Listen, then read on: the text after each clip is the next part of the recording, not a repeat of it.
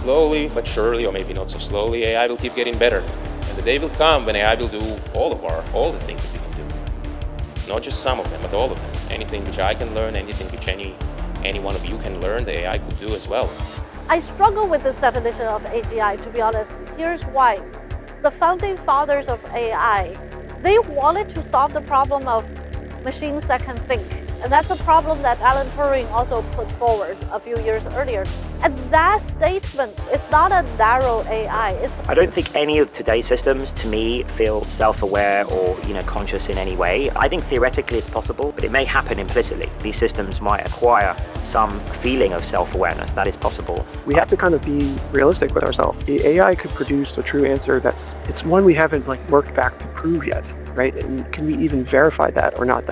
Those are the questions I think that get interesting the minute you pass that AGI. We're pretty much able to find a human expert that can say something is right or wrong, to something that is like the AI is able to intuit something that no humans ever thought of and wasn't going to think of for 200 years. What would we do with that information? We might just say it's hallucinating in a weird way. What do we do to test this hallucination? We might need new technologies to even test it.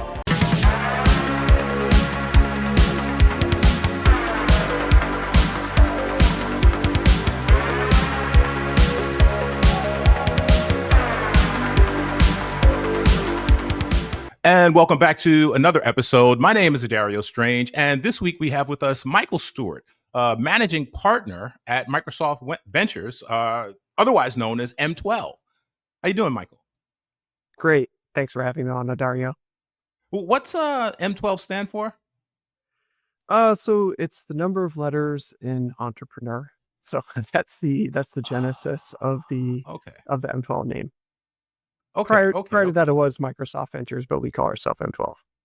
Yeah, I've known a few people from Microsoft Ventures over the years. So M12 kind of threw me off a bit, but it's neater. It's nice and compact. And it's simpler. Simpler. It's more modern.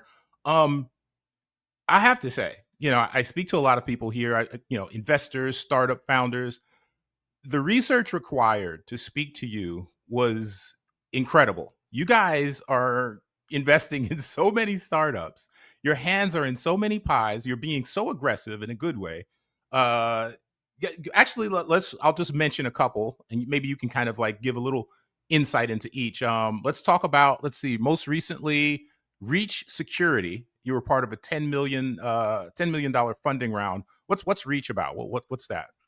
Reach is in the securities space, so it's not really one of my deals, but what we look for are opportunities to bring security more natively into enterprise frameworks. So I can't speak as an expert in cybersecurity, but investing here for the last couple of years, what's interesting to me is much of what we do in cybersecurity for investing really is looking to see if we have both the technology infrastructure, the technology fit, the frameworks to distribute and install the technology, and the customers who are ready to use it. So in some ways, the technology itself isn't always the centerpiece of investing in cyber as much as it is how it's distributed and included in services and platforms that the customers use. Obviously, the affiliations with Microsoft are key to helping us give a trust, the assumption of trust, and working with the trusted partner. And that's really what the customers of Microsoft expect from us when we bring a startup into the portfolio or work with enterprise customers. Okay, now let's talk about Armada. Armada really, I guess, hit my radar because there's this habit now with a lot of companies in the AI space where they like to name their data centers very dramatic, cinematic names. Like, for instance, you have Elon Musk with Colossus. I can't remember. It's somewhere in the South. Colossus, by the way, I would almost bet money that he got that name from the old film, The Forbin Project, which we've spoken about on this podcast frequently, which is it's an important pre-Terminator story about AI taking over the world. So that's Elon Musk, Colossus. But Armada named its data center, if I have this correctly, Leviathan. Is that correct? And so they have a product line called Galleons, which are kind of like a data center, a modular data center that can fit inside a shipping container. And then the latest is the most exciting thing I've ever seen, which is to put a megawatt of that power again in a portable. Uh, Again, you can if you like video games, you can kind of imagine like a real time strategy game where these like data center plops in from space, ready to hook up to an industrial facility. That's what Leviathan is. And that's you were part of a Microsoft Ventures was part of a 131 million round funding round. Is that Yeah, roughly correct? we've actually invested twice in Armada and in the Series A and in this most recent round. And to comment on this one, which I think it's a little more obvious now, what I believe the fit to be. But when we were looking at this, and those of you who've invested in or followed the AI story for longer than say like the last couple of years, we've had um, a whole cycle of AI startup creation investment, and then maybe kind of like a tapering period where intelligence was expected to come to the edge. This is the promise of edge AI. Many of us many of us really got into the story. This is where you're taking the intelligence, the AI intelligence, putting it into a security camera, putting it into a network of sensors, the Internet of Things. Um, and more or less like the whole point is you're shipping a very, very tiny model to the place where the data is created. And, the concept of it makes total sense. The actual implementation success of this, it lacked what you could say was really succeeding at the level that we had thought of back in 2015 to 2017, let's say. Along comes the team at Armada who shifted toward a high technology kind of an edge compute, but more like a hyperscale data center. So something much more powerful than a 5G base station with a computer or a security camera with a chip inside it. This is like a capable, data center in a box, and they're doing it at a time when power is constrained to attach to the big brick and mortar data centers that we make, and also the need for this type of heavyweight compute to complement what has grown in the cloud, the AI services that have grown immensely in the cloud. It kind of comes at the perfect time to complete what the customers really want, which is truly an end-to-end intelligent service capability. From again, it could be a remote facility, it could be a dangerous facility, it could just be one where they need one really quick, like a disaster area. A Yeah, satellite. that's what I was going to get to. The idea of modular is fascinating to me because, well, I'll be honest. The first thing I thought about was defense, was like military applications where you could have like some sort of a cargo ship, with a data center, with the modular data center go out to, the location. I mean, is that kind of one of the implementations? I know that's kind of like maybe the darker side, but is that Military is working with the government, let's just say, is one of the pillars of it. Um, but there's also corporations and also non-military government entities that need that kind of instant on-site compute power as again as a way to deal with relying just on a satellite link or just on a telecom link, which can be spotty. Here again, the data collection and coordination is heavyweight and can be delivered on site. But now we have Starlink or other satellite capabilities that basically give you almost like fiber optic like connectivity straight back to the cloud. So all those things kind of come together at the same time, and it has helped to unlock some very large partnerships that involve, Armada, Microsoft, and big customers. I want to take a quick detour and kind of get your industry opinion on something. You mentioned Starlink. So my understanding is that kind of China is a bit behind Starlink in terms of trying to deploy their own satellite-based communications array, um, compared to Elon's Starlink. Where do you see this going? Because one of my big concerns is kind of space junk has been a concern for many years.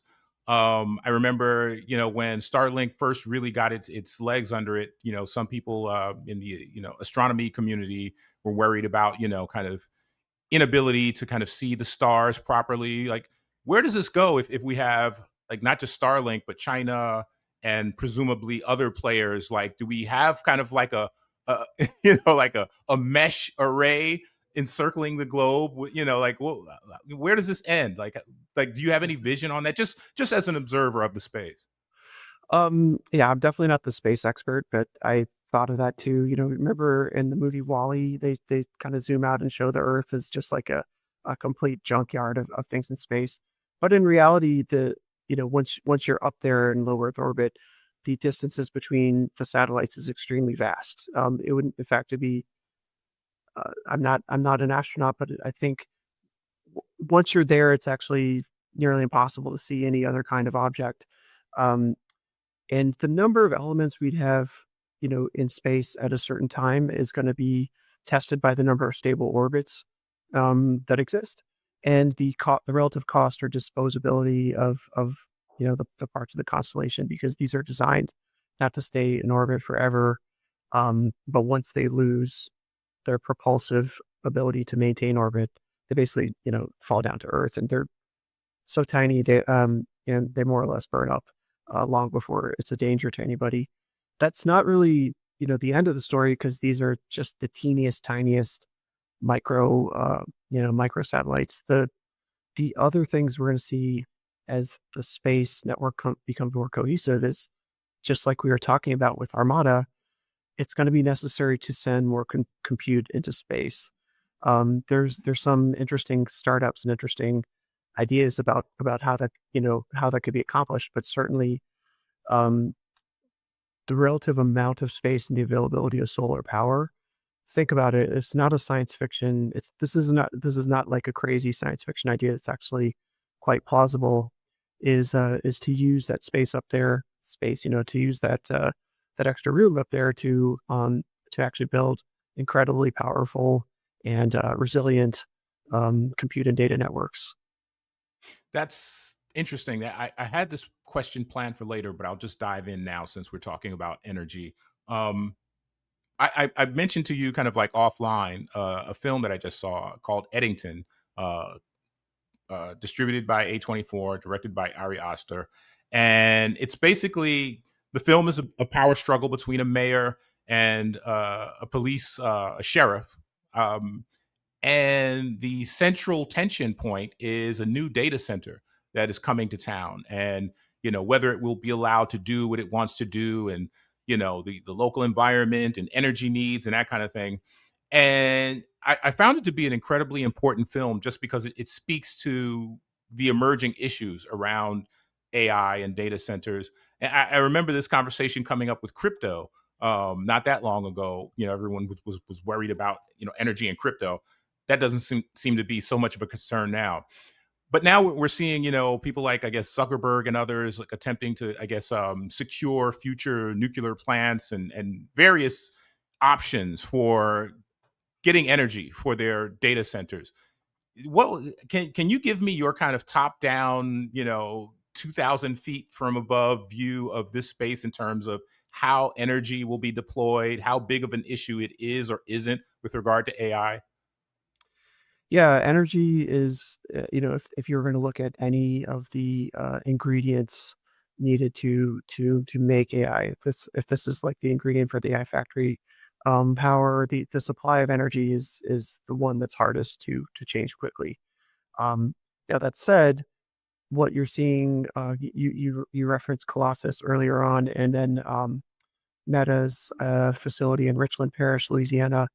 These are not exactly places where people would have like first thought of this is where a data center belongs. I say you know it's a it's actually a way for those communities to use some of the power infrastructure that they have, because the industrial growth in those areas has been pretty anemic for some period of time, and shipping power that's again meant to be supplied to those communities, shipping that power over long distances to California and Virginia, let's say, isn't actually feasible. It doesn't it doesn't work because of resistive losses. So um, at least for building building out data centers of massive scale, which imparts advantages for the sizes of the models that you can train and run. Um, I think we'll look back on this and say this was a wise use of actually distributing the factories to places where there are resources, where a lot of times they're going into shells or foundations of what were previously factories that were facilitized with power and water. Instead of making instead of making car headlamps, maybe they're making AI tokens now. But it's something that you have to look at from a kind of economic life cycle point of view, and it's not really a venture capital question, other than the question being clearly the factories are moving to where the resources exist. So the demand is there, the resources are there, and I think we'll continue to see that work itself toward an economic equilibrium, which again, where there's cheap power and land, and all you need is a fiber optic link to become part of a global compute network. There are very few other things stopping it aside from regulation. Talk to me about, quantum. Do you think is quantum a physical, or is it a physical problem primarily, or is it something that is a physical problem, but AI, advanced AI, let's say 5, 6, 7 years from now, can help us with, in terms of one thing that I see, at least from my vantage point and experts I've talked to, is that they believe that AI will be able to connect dots that we may not be connecting right now. Things that are in various places that we just may have never thought of, and would have taken another 20 or 30 years of researchers working at various universities and labs and companies to kind of stumble upon. AI will accelerate that. Do you think that's the case with quantum, or what's your view on that? Do I think AI will accelerate quantum? Is that what you're asking? Or do you Yeah, do mean, you think it yeah. will solve? I mean, it looks like right now quantum is it had like a stumbling block, it seemed, for some time, and now there are advances being made. And I don't know, like everything from medicine to, yeah, I mean, is quantum computing one of the areas that AI can kind of help accelerate in some meaningful way, or is it primarily, I guess, a physics issue? Yeah, I'm gonna answer it's like kind of neither, but both.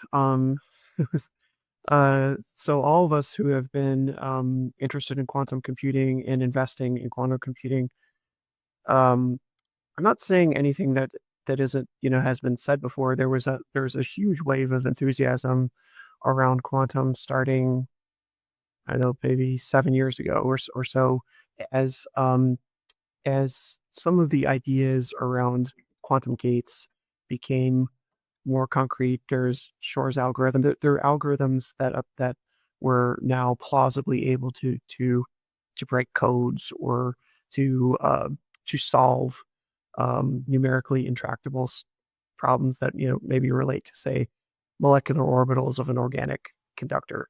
So set aside that for a second, and there is this explosion of qubit types. There's superconducting qubits, photonic qubits, ionic qubits, neutral atom, on and on. And they came in a number of different flavors that all purportedly would reach the same goal, which is to create basically a computer using that medium as the element, as the thing that has spin that can be manipulated to interact with other spins and so on. So we spent maybe 5 years or more working out which of those systems can be built. And the for people who are not like invested in it, I could see where it seemed like it just kind of went away for a while, because there was both, we're working on a problem that doesn't have a lot of updates. It's kind of like just building the system. It doesn't sound like we're solving problems. And so I think to some degree, people rushed to like, well, here are some problems that can be solved short term with the imperfect computers, quantum computers we have. I think that's a little bit of a distraction, in the same way that building the AI systems that led to LLMs led to some promises about, AI could do this or that. It could take over jobs. It could replace humans' ability to identify objects. Like all these claims were made, but without anything really happening until you had the system of scale, the system of massive scale, the model GPT-3 and larger, and then the computer clusters of today's size. Now we're really cooking with AI. And with quantum, what we have to get through is this moment of which of those physical systems can scale to million plus qubits. And that has been, that again, appreciate everyone's patience, but that has been a series of people misunderstanding or not understanding what it takes to build those systems to where we can tackle those important problems. So I've seen recently a number of the qubit companies talk credibly about getting to million plus qubits. In our portfolio, we have PsiQuantum, which has, in my mind, one of the best, most manufacturable ways to go straight from silicon photonics to millions or more of identical qubits. But then there are others. There are other ways to do it now, and I think we'll have a real race, including companies backed by Microsoft, who we also think have a tremendous proposition there. But what's going to be important is who or what uses the quantum computer. I think that to me is the place where I'm maybe not contrarian, but I'm no longer a believer that there's going to be everyday people using the quantum computer, querying it directly. AI will be an ideal user of massive quantum computers because quantum algorithms and quantum solvers can produce exact results that are inaccessible to classical computers. And the complex compound AI systems of today and the near future will be able to make use of that precision and complexity far faster than human scientists or mathematician, or your average mathematicians can do it. And I think when that moment arrives, it's going to be very, very impressive to see the two types of compute systems working together harmoniously. You earlier, offline, you told me you're a cinema lover in the realm of TV. Have you seen this show called Devs? Lyndon introduced the multiverse into devs. He broke a rule that isn't open to being broken. He used exceptionally beautiful mathematics To make near infinite variations on our history. A version of our world where you're seated an inch to the left or an inch to the right, or the Pope converted to Islam, or the moon landings were achieved by Cambodia. It works. It does not work! It does not work.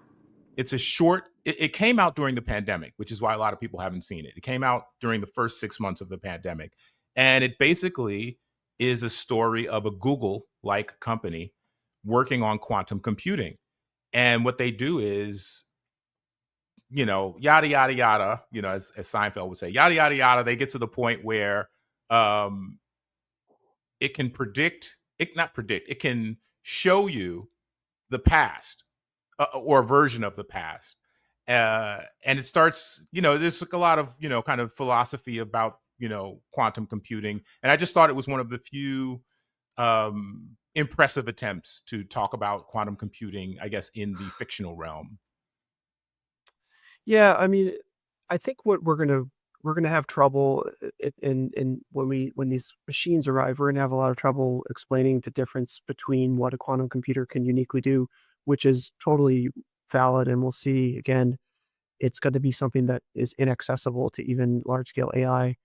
But there's a degree of complexity to a multi-element system that seems like we just don't even think about those problems as being solvable because they're so wasteful to do with the computer.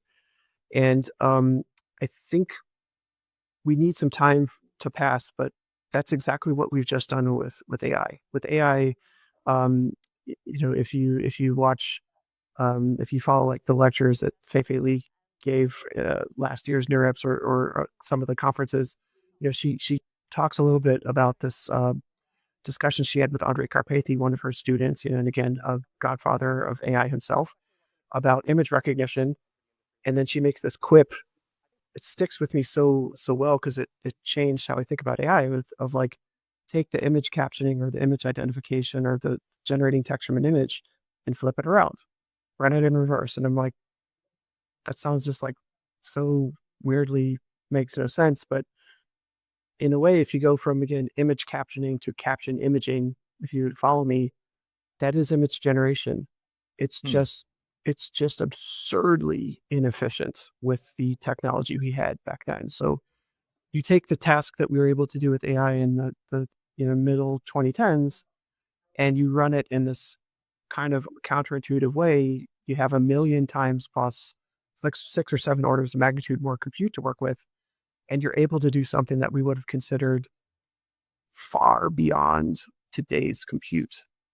And I think with quantum, again, you take like very, very complex systems, even with human behavior in them, um, and we'll have more ability to create exact solutions that I believe AI will be needed to implement and do something with. Those kinds of things working together would be tremendous to see in science fiction or fiction of some kind. You mentioned Fei Fei. I believe she just do like launch a startup. Am I incorrect on that? World Labs, yeah. Yeah. Are you guys at all involved in that, or? I met the company, but it was already massively funded rounds by the time we were looking at investing. And you mentioned Karpathy, Andre Karpathy. He also studied under the widely called Godfather of AI, Jeffrey Hinton.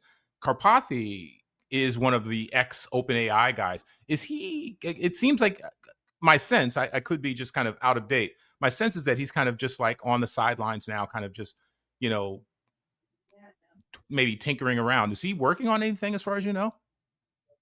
I'm not in touch, so I can't speak with authority about what he's doing other than super helpful and always must see videos that he posts on YouTube and X. Well, he He's was. Well, go ahead. yeah. Sorry. I mean, it's one of the most pure voices that you can get in this discussion. He's really trying to educate people as well as being a leading practitioner. You know, we mentioned OpenAI, so I have to go into this realm. Sorry, just you have to. It's my duty. The big discussion about Microsoft's, I think, 13 billion over time investment in OpenAI, and the notion that there is a clause or a contractual agreement that when OpenAI reaches AGI, artificial general intelligence, that somehow Microsoft will lose access to the models. And my understanding is that now there is like a negotiation afoot to kind of rejigger this agreement to allow for a continued relationship even when OpenAI reaches AGI. So I'm assuming you can't discuss a lot of the details, but I'm just curious on the notion of AGI. Everyone seems to have different definitions of what it is. Can you tell me what you think it is and what you think the hallmarks of it will be? Like when it will be irrefutable that we've reached AGI? Yeah, and I think also this is why the AGI question has blended into ASI, and more people I think are seeing like the feat of AGI, and yes, I have to disclaim I can't comment on that negotiation whatsoever, but the definition of AGI being a problem that I throw at AI can just be generally solvable. It when people were formulating, what this might mean, I don't think we really had enough proof in front of us to say, well, I would probably include accuracy and, verifiability and some other things about, what is the way to test for AGI. That again, there are attempts to benchmark or measure this, but it's going to be to some degree an opinion.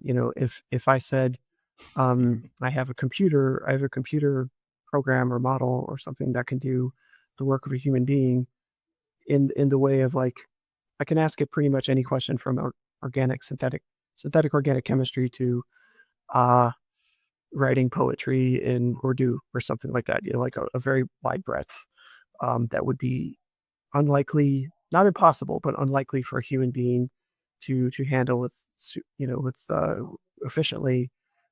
Certainly, that's one milestone that was not envisioned when we were thinking of the narrow AI debate of 5 years ago.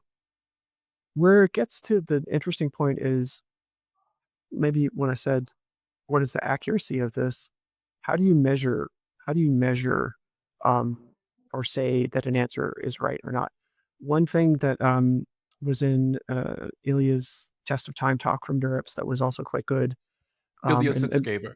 Yeah. yeah, that was really thought provoking as well. Because a couple bangers I mentioned from that NeurIPS uh, last year. But he was saying like the outputs of AGI or the higher level AI will start to become, they seem random or maybe wrong to people. And I think about it a lot because I have kids. I have little kids. My son is 4, my daughter is 1.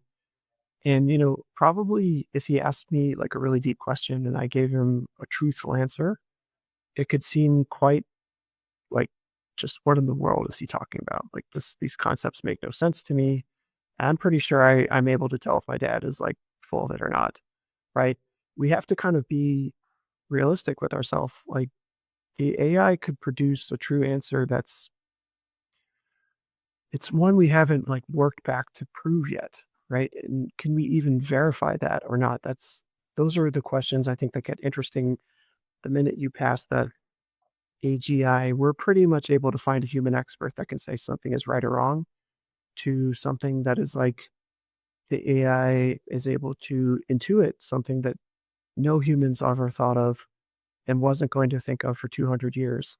What would we do with that information? We might just say it's hallucinating in a weird way. What do we do to test this hallucination? We might need new technologies to even test it.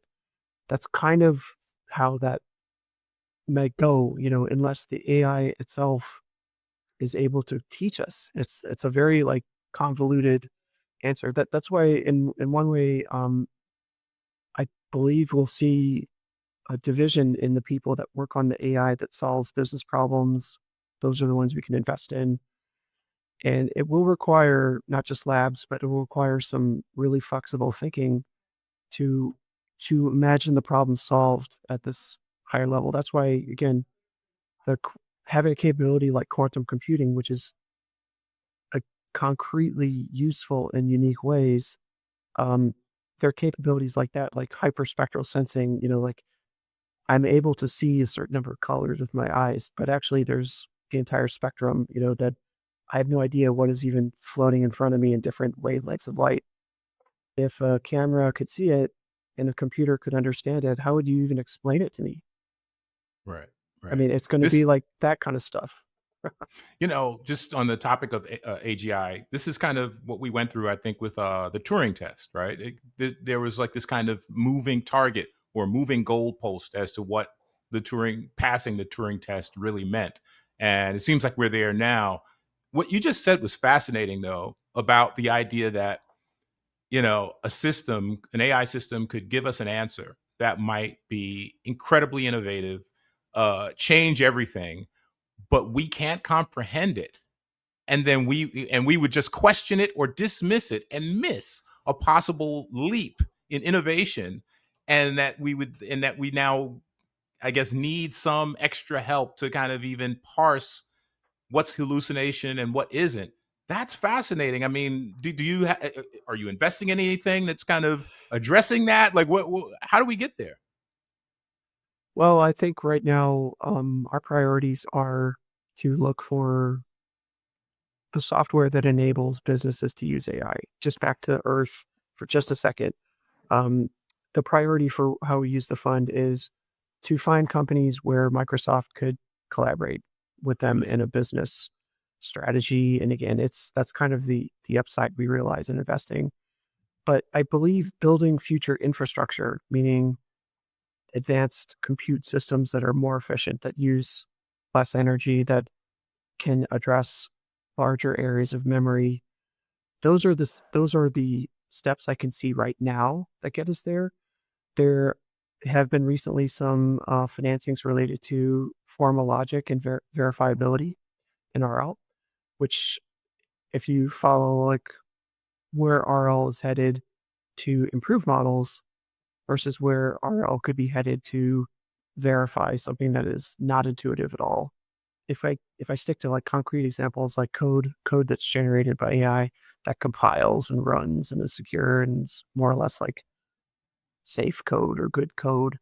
Um, there there's a growing capability for AI to take known working code, and when you generate new code, as you're putting it together and before you compile it, or as you're kind of like working on it, you're able to stick within mathematically defined, like a proof. Try to imagine a mathematical proof that seals in, like, as long as you're working in this way or this area, it's going to mathematically be likely to also produce good code or a safe program or something like that. That's that's again at a very, very mathematical level, the way it would be great for future other logical problems to work together.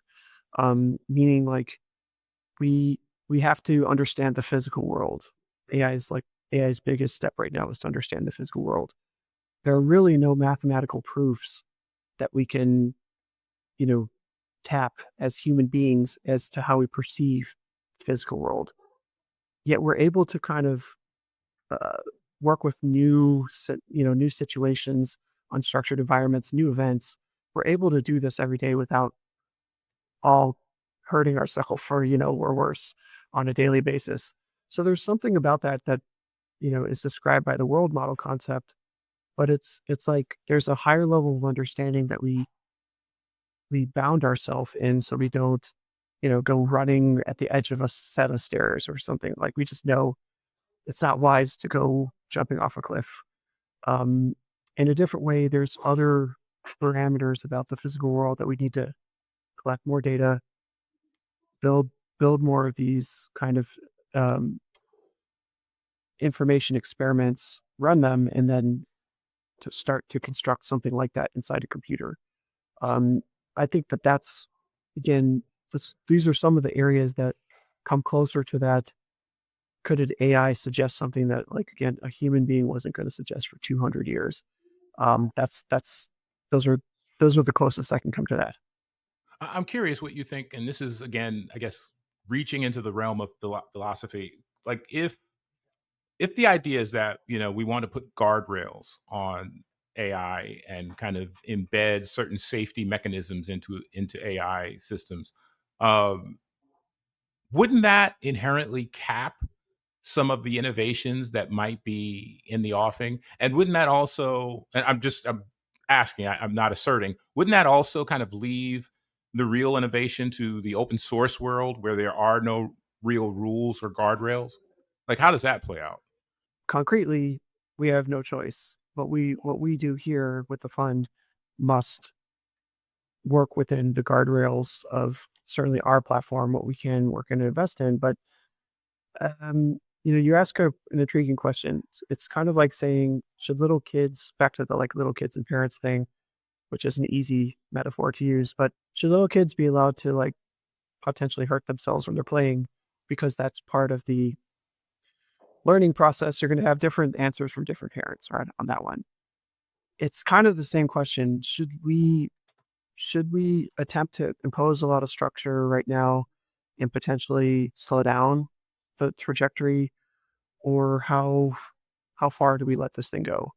You can also find wonderful talks by AI researchers. I don't want to like quote any names because I could get them wrong, but there's some brilliant talks about how um, in developing AI models of the last couple of years, it's been essential to remove structure from the models that you train and just really add as much data and compute, and a kind of, something good comes out of it in a sense. And that too is a philosophical thing I think about a lot. Is, if that's true, in some ways the higher level of intelligence is like emergent. It's actually a stable place to be, which is not what you'd think, just given some other disorder in the universe. But it is true that, like, the more compute, the more data we throw at these training runs, um, it does seem like we're able to just advance linearly in these capabilities until we hit some kind of plateau. With that in mind, it does seem like we should work, you know, to think about how we constrain the system so that we don't waste time and power, but also actually introduce a mistake into the model that could be bad for later on when we're going to trust these capabilities teach us about what the model can do. Um, so just to come back to like the safety and security question, that's non-negotiable, at least from a Microsoft standpoint. But philosophically, right, it's more of like, are humans ready to discover some of these things like we're facing now? Like humans actually have some limitations with regard to what we can think. That's a tough thing to just for some people to accept, but we got to start there. Well, this is exactly why whenever I speak to a technologist, someone who's been an engineer, someone who's actually deeply involved in the technology space, I always ask if they do they read science fiction books? Do they like, science fiction movies? Because that gives me an indication if they, whether or not they have an imagination. Because I've spoken to so many brilliant engineers and founders who, in some cases, don't have much imagination. And being brilliant is great, but brilliance plus creativity or creative thinking, to me, that's the sweet spot. So that's why I always ask that. I want to, on the topic of investing though, there's talk that Microsoft, Masayoshi Son, is like invest 20 billion into OpenAI, may or may not, maybe it's already happened, maybe it won't happen. But I want to talk about Asia versus the West. I used to live in Japan, and they're very slow to move on new innovations. If they develop it, you can visit Japan, and it seems like they're living in the future. But they still have fax machines. There's still like a lot of things. They had flip phones forever. They really were slow to adopt smartphones as we know them now. Um, and there was a survey that came out recently that talked about AI use, just general, by business and consumer in Japan, and found that it was fairly low.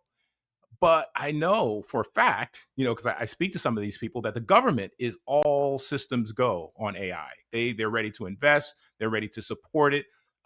Whatever startup businesses want to engage in it. And this is I'm kind of separating China. I'll put China is its own place. I'm thinking more of like South Korea, Japan, Singapore, Indonesia, that kind of thing. Um, I mean, what as an investor, how do you see Asia versus the West in terms of investing in AI? Mm, um, Japan, just a second. Let me get back to Japan for a second, but certainly Korea. Like if you see how Korea, Korea is undergoing a lot of changes as a country, um, population wise, politically, but also economically. Um, the rewards of the AI boom, to say the memory companies, have been enormous, and it's both true and not true that there's a society that is like way ahead on broadband adoption, use of internet services, and also creativity in um the consumer applications of AI, which is something I invest in. I say all the time, if you can't make an AI like fun and cute and kawaii or whatever, like you're really missing a big opportunity, because um, that's you know that's where the culture has led, not only throughout Asia with the Korean soap operas, but also beauty and fashion and music and so on. AI is just making a dent in U.S. society.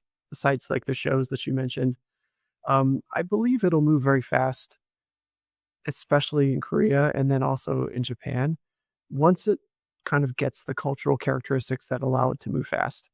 Um, I don't think also like the US style, like ChatGPT, ask it a question, you get an answer back. Um, that's growing fast to solve problems that people have with, like, say, get frustrated with like how search has improved or not improved over the last few years. Is that true worldwide? Like, is that really what is going to be um, the leading cultural use of it? I believe that we'll see some of the most interesting cultural uses of AI come out of those two countries soon. And some of that is just due to the facility with which computer graphics or use of mobile games and things like that are way ahead of the US too.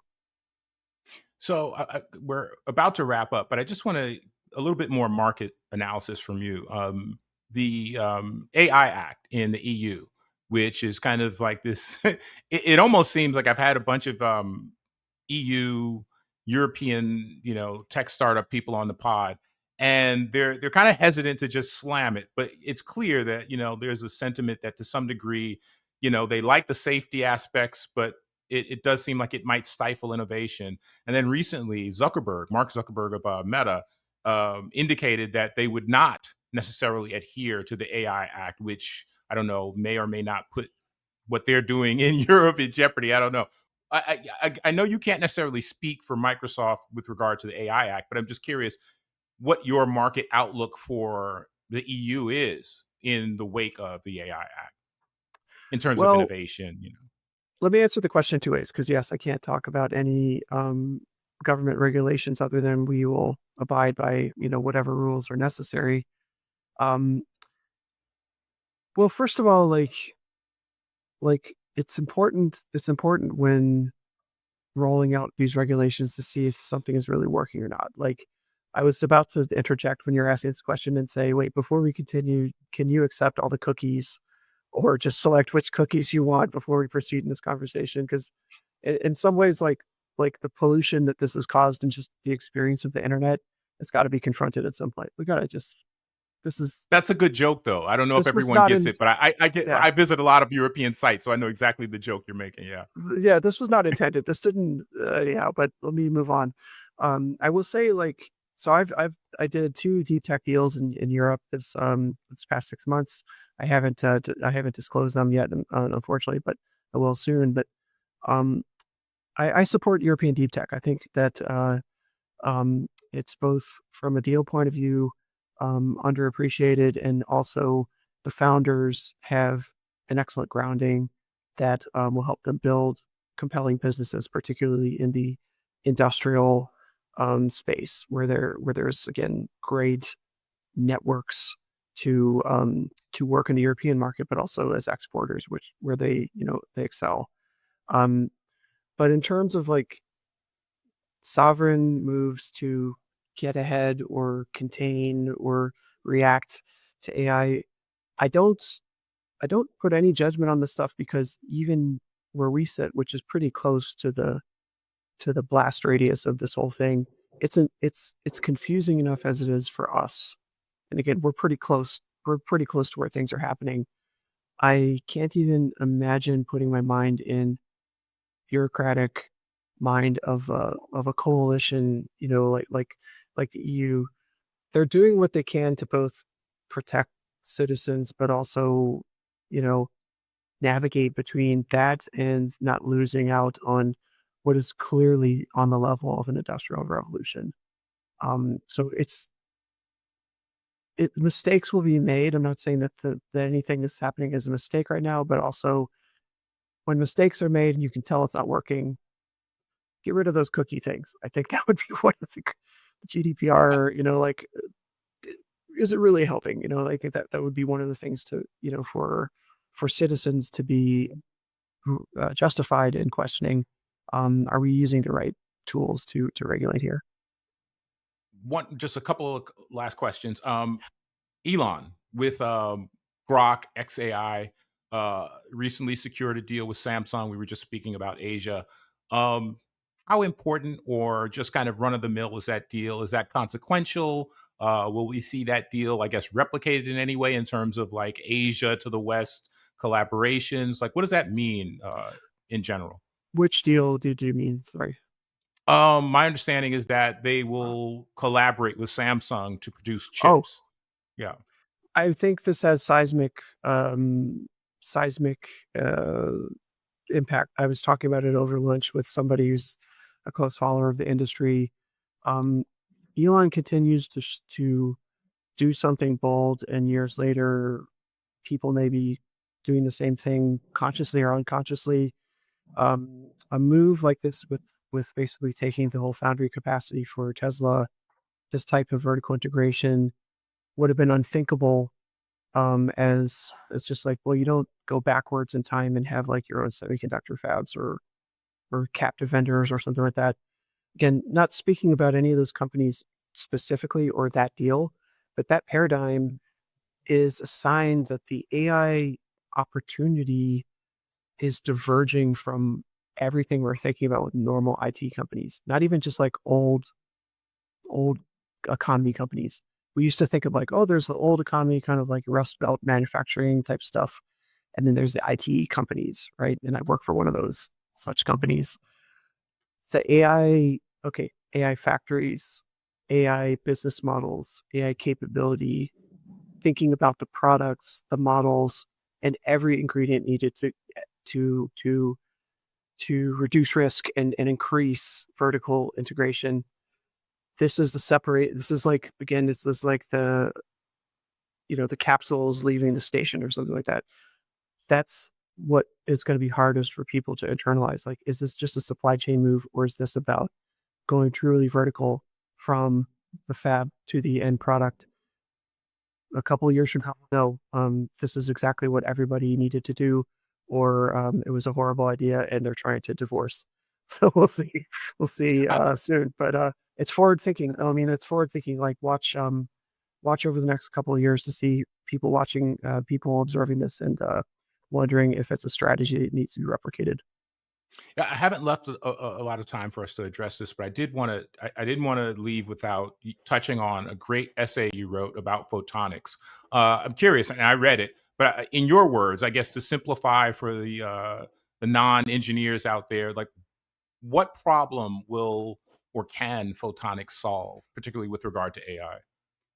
Well, so power consumption for AI is definitely on our minds, and as we said, kind of uh, it's the delivering power to data centers like one of the hardest and most inflexible things that about the whole system. And the amount of power that is consumed, it's related to obviously the GPUs, the XPUs, cranking through the AI, but then increasingly it's how they all talk to each other, the networking components. Um, I can't say specific percentages, but it's say start with a quarter of the power, and increasing because there are just so many unbreakable, unchangeable things about the design of chips. The chips can just be so big. There's so much power you can have in that area. There's only so much cooling you could apply to that. And so to grow the effective virtual machine, to grow the cluster, you have to have more and more interconnections that are faster and faster, and all of those generate heat. So copper, which continues to have advantages that are not trivial, copper carries along with it the need for like, okay, go faster, go longer distance. The cable needs to be fatter. It will emit more heat. The space that you have to work with is smaller and it's like more and more crowded. And it gets to a point where the the shift to optical must happen because you'll run out of space, cooling, and just distance. And that's just like a fact. But Um, but aren't yeah, there like unique vulnerabilities to optical networking? there are Like I'm many not saying many drawbacks, and so like Moore's law that we've enjoyed for many years, and Ohm's law is the conductor, metal conductor. They're so simple. Like, okay, I have a metal wire. I touch them, they're conducting. Photonics, no. I mean, you can't just take an optical fiber and just touch it to another one. It requires extremely precise alignment and so on. I don't want to get into it. We don't have enough time, but what helped Moore's law work was like shrinking the device features generation by generation. The industry I came from, all we did was work on the tooling and technology to make chips smaller, faster, more dense. With photonics, there's nothing like that. Everything about scaling photonics will be solving materials problems and equipment problems. You're not changing the wavelength of light. You're not changing how much light can be in a certain place. The dimensions you can't just shrink dimensions because the light just doesn't want to be there. So with those things in mind, it's a complete restart of how we're going to design and evolve these chips. And you'll have some growing pains at the beginning because the efficiency at least in some areas of the optical systems, isn't there yet. Once we get to that, we'll have very, very incredibly advanced assembly tools and new materials that evolve the photonic systems the way Moore's law did, but in a totally different way. It won't be feature Oh, shrinking. It would be a completely different way that we scale those systems. awesome. This is the final question. You mentioned your two young children.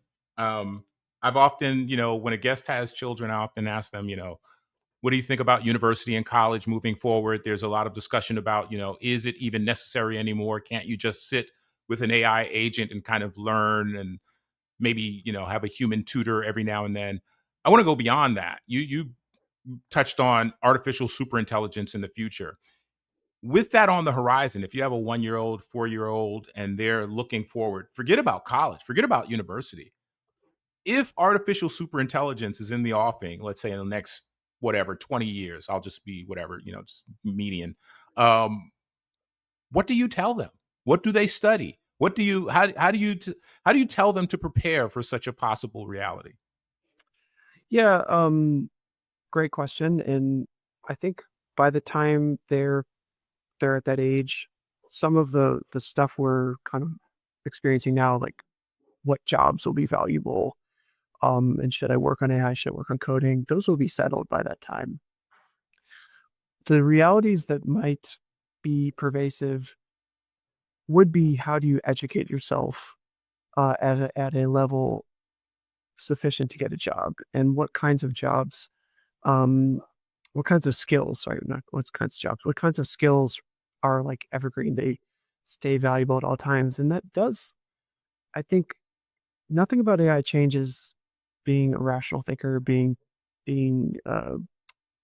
clear, transparent, and honest about expressing yourself, and also looking to solve others' problems. Like if you can have a mindset like, well, my way to make money or my way to make a living is to work to help others, whether it's like a person, a company, society in general. That's just the flow of commerce. Like that's something that shouldn't change with any kind of value redistribution with AI. And that sounds kind of vague, but actually history and philosophy give us a lot of great material to read about ethics, economics, and human behavior. So um, I'll still want my kids to know physics and chemistry and the sciences that I loved, and I think we'll have tutors that are on a level that we couldn't have even dreamed of, like that are nearly free to assist the speed of learning. Like it won't stop at the end of the book. You can just keep going as deep as you want, like the ultimate Wikipedia rat hole. I agree, and directionally, I think you're on the money. I think, yeah, the future does lie in like how do we help each other. That's kind of like where we're going. Michael, I really appreciate you joining us. Can you just remind us your website, where people can reach you guys on social? So it's m12.vc, and I post blogs there about new investments or new thesis developments that we have. And then you can follow me on Twitter. It's mpsvc at x.com. And if you guys, if any MIT or Stanford students out there watching, this is your guy.